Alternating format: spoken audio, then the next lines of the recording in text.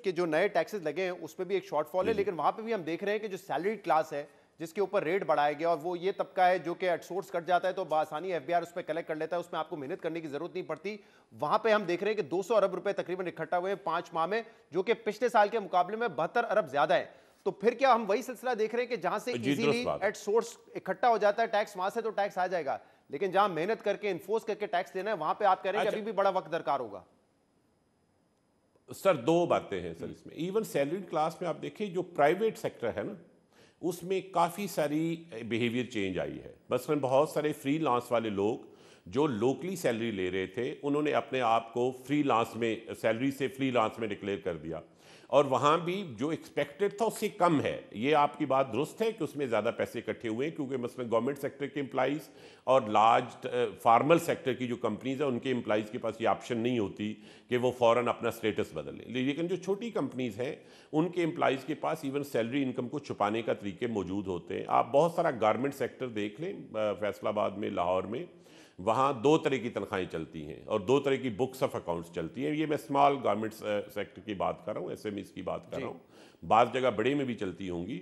वहाँ बिल्कुल एक बंदा है, वो आपका प्रोफेशनल है, प्रोडक्शन मैनेजर है, आप उसके साथ 3.5 लाख रुपया तनख्वाह तय करते हैं और वो कहता है सर 2 लाख मुझे आप फार्मली दे दें, 1.5 लाख मुझे कैश दे दें। ये बिल्कुल रूटीन के प्रोसेस है जो होता है। सो जब आप टैक्स रेट बढ़ाते हैं, इनकम टैक्स का रेट, तो ये टेंडेंसी बढ़ती है, ये बिल्कुल दुरुस्त है। अच्छा, मैं आपको एक लार्जर इशू बताता हूँ इसके पीछे क्या है।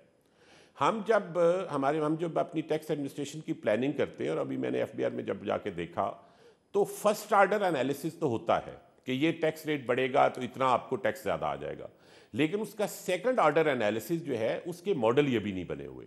ये सुलन मॉडल बने होने चाहिए थे। अब हम उस पर, प्राइम मिनिस्टर साहब की डायरेक्शन है, उसके ऊपर हम सेकंड और थर्ड आर्डर जो इफेक्ट्स आते हैं हमारी किसी भी पॉलिसी मेजर के, उसके एनालिटिक्स के मॉडल बनवा रहे हैं। राशिद साहब, वैसे मैं हैरान हूं कि एफबीआर के पास ये ग्राफ या ये कैलकुलेशंस नहीं है, क्योंकि एक तो एक नॉर्मल बात है कि अगर आप एक हद से ज्यादा टैक्स रेट बढ़ाएंगे तो या इवेजन शुरू हो जाती है या टैक्स चोरी शुरू हो जाती है।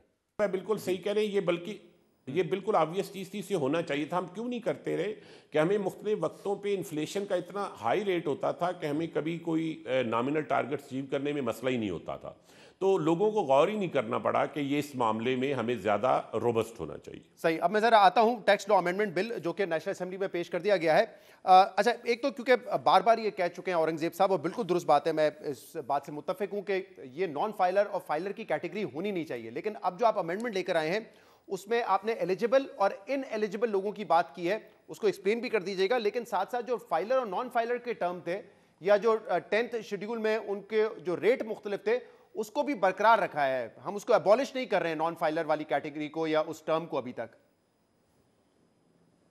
मैं आपको देखिए, ये बड़ा आसान है इसको समझना। देखिए, पहली बात ये है कि हमने ये कहा कि एलिजिबल होने के लिए कि आप प्रॉपर्टी खरीदें, आपका फाइलर होना मस्ट है। पहली बात यह है कि नॉन फाइलर तो प्रॉपर्टी खरीद ही नहीं सकता, तो नॉन फाइलर का जो रेट है वो एप्लीकेबल ही नहीं है ना। अगर नॉन फाइलर खरीद ही नहीं सकता, आप शहजाद साहब मैं बात पता नहीं कन्वे पा रहा हूं जब नॉन फाइलर प्रॉपर्टी खरीद ही नहीं जी, तो फाइलर होना तो मस्ट है खरीदने के लिए। तो नॉन फाइलर का रेट आप समझे नॉन इनफ्रक्चुअस हो गया ना, वो तो फंक्शनल ही नहीं रहा। जब वो प्रॉपर्टी खरीद ही नहीं रहा तो वो रेट कैसे लगेगा। अच्छा, अब लेकिन सिर्फ फाइलर होने से आप प्रॉपर्टी नहीं खरीद सकते, आपको एलिजिबल भी होना पड़ेगा। आप हो सकता है फाइलर हो फिर भी इनएलिजिबल हो। फर्ज किया मैंने पिछले साल अपने पूरे लिक्विड एसेट्स जो है 1 करोड़ रुपए के शो किए हैं कि मेरे पास कैश ये पड़ा हुआ है, फलां चीज ये है, फलां चीज जो भी इजीली लिक्विड एसेट्स हैं जिससे मैं प्रॉपर्टी खरीद सकता हूं, या मेरे जो एसेट्स हैं उनकी टोटल वर्थ ही 1 करोड़ रुपया है, और मैं जाके 12 करोड़ का प्रॉपर्टी खरीदने की कोशिश करूंगा तो वो नहीं खरीदी जाएगी। सो आपने ना सिर्फ फाइलर होना है, बल्कि आपने लास्ट टैक्स स्टेटमेंट जो इशू आपने जमा कराई, या 30 जून के बाद अगर आपके पास कोई नया गिफ्ट आया, या कहीं वालिद साहब को अपने पैसे, वालिद साहब ने आपको पैसे दे दिए, या कोई रेमिटेंस आई, तो उसकी एक स्टेटमेंट जमा करानी है। इन दोनों को ऐड करके आपकी एलिजिबिलिटी डिटरमिन होगी। सही है। और अगर उस एलिजिबिलिटी से ज्यादा की आप प्रॉपर्टी खरीदेंगे तो हम कोई 130% तक तो अलाउ कर रहे हैं कि मे भी जी किसी ने फॉरेन लोन ले लिया किसी रिश्तेदार से वगैरह, लेकिन इससे ऊपर की आप प्रॉपर्टी खरीद ही नहीं सकते। बिल्कुल सही। आप एक तो आप कह रहे हैं कि एलिजिबल होने के लिए टैक्स फाइलर होना पड़ेगा, और दूसरा अगर आपके एसेट्स की वर्थ 1 करोड़ रुपए है तो आप 1,30,00,000 तक का एसेट ले सकेंगे, विच इज 130%। लेकिन उसके बियॉन्ड Correct. आपको सफिशिएंट वेल्थ अपनी शो करनी पड़ेगी। ऐसा ही है ना? दैट्स करो, बिल्कुल बिल्कुल आपने दुरुस्त। अब जरा इन एलिजिबल पर आ जाएं, क्या क्या जरा हमारे नाज़रीन के लिए बताइए, इन एलिजिबल लोग जो होंगे वो क्या क्या नहीं कर सकेंगे? जी आपने ये अगर ला देखा है तो आप देखिए वो प्रॉपर्टी नहीं खरीद सकेंगे अगर वो एलिजिबिलिटी क्राइटेरिया पे पूरे होंगे, वो गाड़ी नहीं खरीद सकेंगे, वो जो ये म्यूचुअल फंड्स और सिक्योरिटी में है वो इन्वेस्टमेंट नहीं कर सकेंगे उस लिमिट से बियॉन्ड जो उनकी एलिजिबिलिटी लिमिट है। अच्छा, इसमें हमसे ये सवाल बिल्कुल होता है कि देखिए जी एक हस्बैंड है, उसके पास पैसे हैं तो उसकी बीवी अगर ख़रीद ले, हमने कहा जी बिल्कुल बीवी खरीद ले, लेकिन उसके हस्बैंड की वो जो लिमिट है वो कंज्यूम हो जाएगी। उसके बच्चे जब खरीदेंगे उसकी उसकी उसकी स्टेटमेंट की उसकी वर्थ की बुनियाद पे तो वो भी कंज्यूम हो जाएगी। सो हमने फैमिली को डिफाइन कर दिया है ताकि फैमिली पूरी खरीद सकती है, मगर उस स्टेटमेंट की स्ट्रेंथ उतनी मसलन मैंने एक प्लाट ले लिया और मेरे पास 1 करोड़ रुपया था, 1,30 करोड़ का ले लिया, अब मैं दूसरा प्लाट नहीं ले सकता अनटिल अनलेस मेरे पास कोई ऐसी सोर्सेज ऑफ रिसोर्सेज की स्टेटमेंट में जमा कराऊं जिसके नतीजे मेरी एलिजिबिलिटी दोबारा ऊपर चली जाए।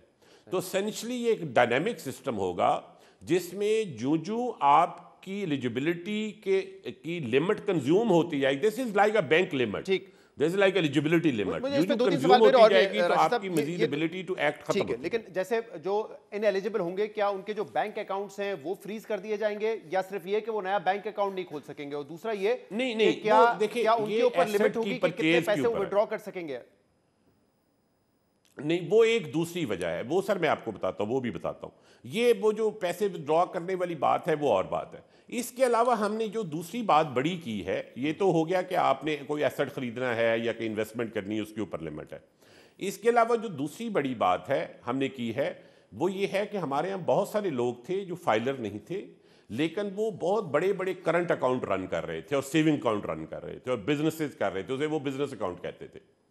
हमने कहा जी आइंदा अगर आप फाइलर नहीं हैं तो आप सिर्फ आसान अकाउंट बनवा सकते हैं। आसान अकाउंट आपके इल्म में है कि स्टेट बैंक ने रीजनली बेनिफिशियरी BISP के बेनिफिशियरी के लिए इंस्टीट्यूट किया था और ये बड़ा अच्छा अकाउंट है इसकी, लेकिन इसकी एक मैक्सिमम लिमिट है जो बहुत थोड़ी है, मतलब वो बहुत थोड़ी भी नहीं है, 1 मिलियन के करीब तो आप फिर भी ट्रांजैक्शन कर सकते हैं। यानी गरीब लोगों को ये मसला ना हो कि वो कोई सैलरीड इंडिविजुअल है, कोई मेरा आपके दफ्तर में काम करने वाला आदमी है जिसकी थोड़ी तनख्वाह है, तो वो अकाउंट आसान अकाउंट खुल सकेगा, लेकिन नॉर्मल करंट अकाउंट ना खुल सकेगा, ना मेंटेन हो सकेगा, ना सेविंग अकाउंट हो सकेगा अनटिल अनलेस आप फाइलर बने। ठीक, तो एक तो ये बड़ी तब्दीली आ गई। तो अब जो अगर आपने बिजनेस करना है और आपने करंट अकाउंट ऑपरेट करना है तो आपको फाइलर बनना पड़ेगा, सिस्टम में आना पड़ेगा। दूसरी जो आप फरमा रहे हैं कि हम उनके फ्रीज कर देंगे, वो सेल्स टैक्स की रजिस्ट्रेशन के हवाले से है कि अगर किसी आदमी की अपनी सेल्स 10 करोड़ से ज़्यादा हैं साल की और वो सेल्स टैक्स में रजिस्टर नहीं होता, उसकी लिमिट्स डिफाइन हो जाएंगी, वो 10 करोड़ की बजाय 15 करोड़ भी हो सकती है, 8 करोड़ भी हो सकती है। बस उस लिमिट से अगर ऊपर किसी की सेल्स हैं और वो रजिस्टर नहीं होता तो फिर हम उसे नोटिस देंगे और हम उसे कहेंगे कि भाई आप रजिस्टर हो जाएं। अगर वो फिर भी नहीं होता तो फिर 2 तरह की पावर्स हैं। एक सॉफ्ट पावर्स है जिसमें बैंक अकाउंट को कुछ दिनों के लिए फ्रीज करना ताकि उसे पता चले कि भाई ये मैं नॉन कंप्लायंट हूं, और एक 2 क्वर्सिव पावर्स हैं। वो 2 क्वर्सिव पावर्स जो है वो सिर्फ इस सूरत में यूज होंगी, वो आपने देखा होगा इसी के अंदर जब सेल्स टैक्स की अमेंडमेंट है उसमें इवन रिसीवर अपॉइंट करने की पावर है,